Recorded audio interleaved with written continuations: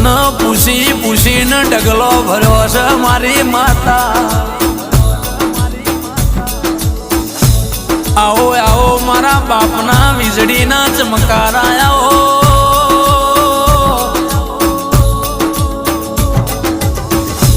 માં ચૈતરમાં આઠમના દાડો નિવેદ તાર લેવાનું હોય ને. કોઈ 1000 કિલોમીટર રહેતું હોય, 500 કિલોમીટર રહેતું હોય, આઠમના દાડો ગાડીઓ કે મલક હોમી હેડવાની. બાપની માતાને આઠમના દાડો નિવેદ આલવાનો.